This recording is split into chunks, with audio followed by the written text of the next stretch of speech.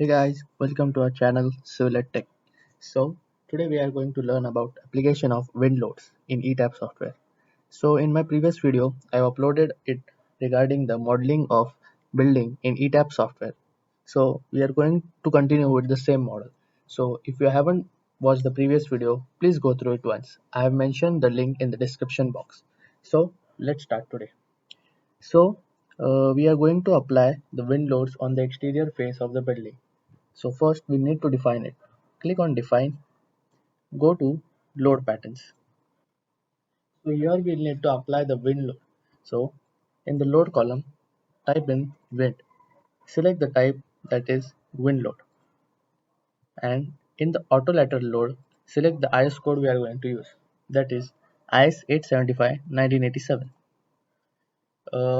The latest IS code is 2015 part 3, but in this ETAP software there is 1987 only, so we are going to continue with it. And then click on add new load. After adding the new load, please click on modify lateral load. Here on the left hand side of the dialog box, keep all the values as it is, but on the right hand side we need to change it according to the IS code values. So the wind speed for Nasik is 39, so we are going to select it as 39. You can vary it according to your locality. um, I'm selecting this value from the IS code 875 1987 part 3. So you also look for your area and select it. In the terrain category, we are going to keep it as 1, and the structure class is we are going to continue with B. You can check all this K1, K2, K3 and structure class from the IS code and select it according to your lo- building location. And the exposure height is kept as story 4, that is the default values. Then click on OK. So now we have defined the wind load. So now let's apply the wind load on our building. First we'll need to select the elevation section. So click on elevation and select the A grid and click on apply and then click on OK. So it is clear that the wind load will be acting on the external faces of the building, that is A, D, 1 and 4. So first we'll apply the wind load on the A side. So one by one select all the shell sections on the A face. Click on all stories and select it. After selecting, we'll need to assign the wind loads. So click on assign, then go to shell loads and select wind pressure coefficient. So I have calculated the values according to my building height and width. So my height and width ratio is 0.5 and the length by width ratio is 1. So my values for wind pressure coefficient for A is zero point 0.7. So click on 0.7 in the dialog box and make sure you select it as windward side as the load is perpendicular to the A face. Click on apply, then click on OK. Similarly, we'll need to define the wind loads on the other faces of the building. So click on elevation. Now we'll apply it on the D face. Click on D, click on apply and click on OK. So let's assign it. First select it, go to assign, then shell loads and wind pressure coefficient. So for the D phase, my value is coming as minus 0.25, and this time select it as leeward and click on apply and click on OK. The value for wind pressure coefficient depends upon the model dimension, so please refer the IS code and select it accordingly. So now the other two faces remaining are 1 and 4.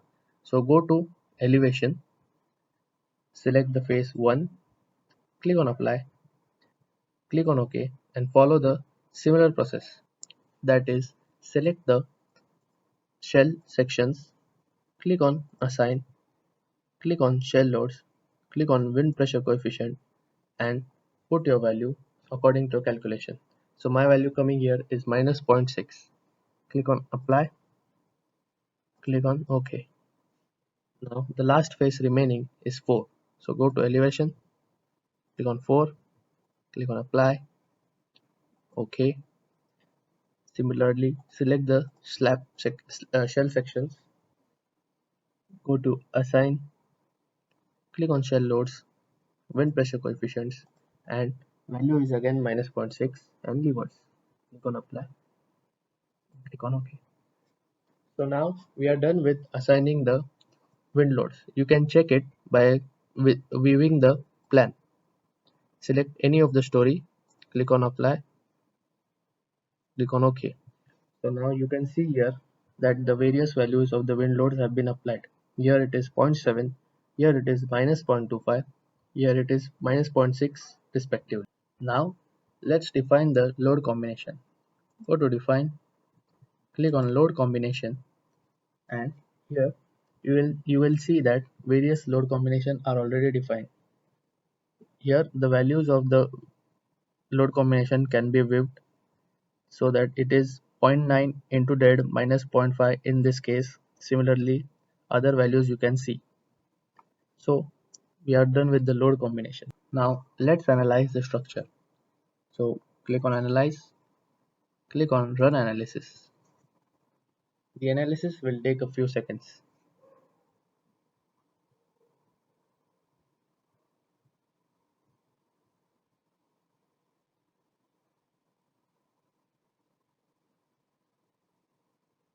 So here you can see the displacement of the structure. Click on the rotate to rotate the 3D view, and you can see the displaced structure. You can check the values by clicking on show deformed shape or display frame and check the values of shear, moment, and axial force. So for example, let's check the moment of each section here. Select the moment, click on apply. Here is the moment diagram of the structure. You can clearly view it by rotating it. You can see the bending moment is displayed. Similarly, you can view all other values, that is the axial force, shear force, etc. Click on OK. Now let's check the design. Click on design, go to concrete frame design and start the design check. So our design check is also completed. So let's check if our design is passed. Go to design, in concrete frame design, go to verify all members passed. So the notification is all members have been passed. So we have successfully completed the design. We can check the value of displacement, that is the Rx, Ry and etc. coordinates. So we have in this video we have learned about the application of wind loads. So I hope you have enjoyed this video and keep learning, and thanks for watching. If you enjoyed this video, please subscribe to our channel, and in the comment box please mention which all videos you would like to learn. So once again, thank you.